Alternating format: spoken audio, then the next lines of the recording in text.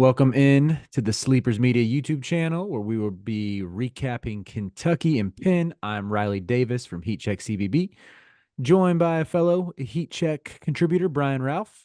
Ralph, this game we talked about it earlier in the weekend and sort of made jokes that Kentucky or Penn could maybe pull off another big time upset. For a minute there, it looked like they might. I think they got to within two late into the second half Yep. before Kentucky was able to pull away. But what stuck out to you most from the Cats from this game? The way things ebbed and flowed, and I think we could kind of expect it from a young team on the surface.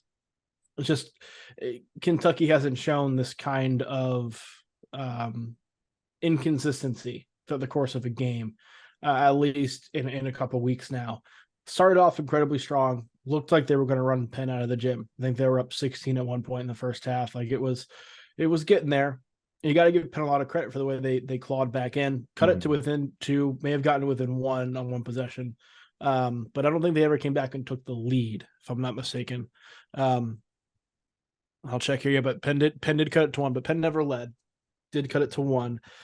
They did so by slowing the game down, and then what we talked about in the preview too. They didn't miss a three. Mhm. They slowed the game down and went through a stretch where they just shot an incredible percentage from three, something that could not maintain, but it put legitimate game pressure on Kentucky. And Kentucky handled it the way you'd want them to. They made some big plays defensively, got out in transition. The young guards, particularly Reed Shepard, DJ Wagner, made some big plays. Aaron Bradshaw was really big in this Mhm. game, having him back as well. A good all around performance, I think, from Kentucky. Like you saw them answer the bell, get tested by a team who we've seen beat quality competition before. Wasn't perfect, but I think you saw a lot of what you wanted to see from Kentucky. Yeah, if the only worry I would have about this Kentucky team, or even when Penn put some pressure on them, was just the defense. Um, Mm-hmm. it seemed like there was a stretch there in the second half when the Quakers were getting back in the game and threatening to take the lead, where some of it they were hitting some like nutty shots from three, but like Yeah.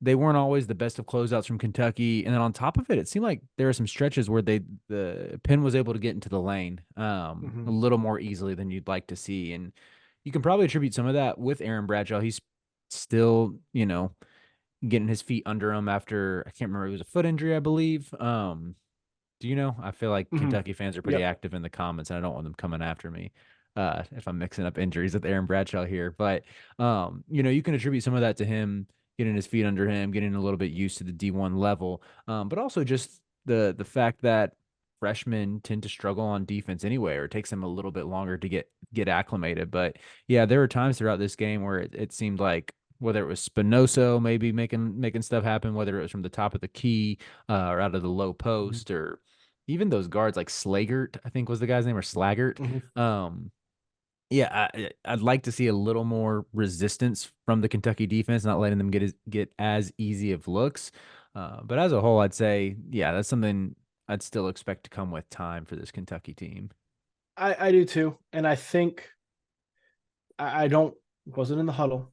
Don't want to speculate anything like that. They looked like they checked out for a stretch, like they let their foot off the gas a little bit, and the intensity dropped off. That's when you started to see some of that, and then Penn got some belief because they were making those shots and Right. not missing. It took Kentucky a little bit to ramp things up. I do think Reed Shepard played a big role in that defensively. He came up with a couple of huge steals that helped take the game from about 4 points or so to 10 to 12 and gave Kentucky some breathing room that they built on down the stretch of the game. But it seemed they let their foot off the gas and then were able to put it down later, which is good. You want to be able to see a team flip that switch, but you would prefer that they also not turn it off in the first Right. place. But again, that Right. that comes with being a young team. Mm-hmm. Yeah, and I think Penn, we talked about this on Friday as well. Like all those Ivy League teams, they have big men that can pass. And as a whole, the team moved the ball really well. I mean, they I think had 16 assists on, I want to say 25 made threes or something. It was like 70% of their field goals were assisted. Yeah, The 18 assists on 26 made shots. Okay. Yeah, yeah. So really good ball movement, sort of caught Kentucky in rotation several times until they were able to, lock in a little bit more and flip that switch. Which again, don't want to sound like a broken record, but I think you probably see them grow in consistency on that end and connectedness. I want to talk a little bit about Aaron Bradshaw. You gave him a shout earlier. Mhm. 17 points, 11 rebounds, hit a three, which was good to Yep. see. I 3 blocks. mentioned, yeah, 3 blocks. Even, I mentioned that there were some times where it felt like he didn't give the most resistance when Spinoza was like going Mhm. off the bounds or trying to create a little bit. But yeah, it's still 3 blocks is nothing to ignore. You don't want to turn your nose up at that. What'd you see from him? Was there anything in particular that stuck out about his game? Yeah, it was the final set line is good. He was the Ken Palm MVP of the game. Like his impact was there. His actual impact on the game to me kind of ebbed and flowed to your larger point about getting his feet underneath him because there were Mm-hmm. times where he was dominant, Mm-hmm. right? Like he was a major factor. Then there were times where he faded out for a couple minutes and then stepped right back in. And this is his second game, right? Yep, it was his Back second and game. second game back and playing. Like that's understandable. The fact that it's the second game against a pretty good Penn team and putting up 17 and 11 with 3 blocks and able to do that, showcase some range. But the fact he was able to have that kind of stat line um, against against a team he should. Penn's not the biggest team in the world, right? Mm-hmm. Mm-hmm. But that's a great sign for Kentucky moving forward because you have to think that this gives him an excellent foundation to really build off of. Mm-hmm. Yeah, and just having that athletic presence down low changes a lot about the ways in which this team plays. I hope it doesn't completely kill those small ball lineups we were seeing Mm-hmm. really since this summer with the Global Jam and seeing Trey Mitchell at the five because I thought the ball movement was so fun to watch. And you saw that a little bit Mm-hmm. yesterday. I think there was one play in particular that sticks out to me. I want to say it was Dillingham drove baseline, got it to Mitchell in the paint, who kicked out to Bradshaw for three. I think his three came off a Trey Mm-hmm. Mitchell assist, if I'm not mistaken. Like those kind of plays are so fun to watch, which, maybe even that play in general is optimistic that the Mitchell and Bradshaw front court pairing doesn't mean that Kentucky's 3-point shooting is going to fall off or their ball movement is going to all of a sudden change. Mm-hmm. But I think the trade off for it is probably worth it, especially with um, how he does elevate the defensive ceiling.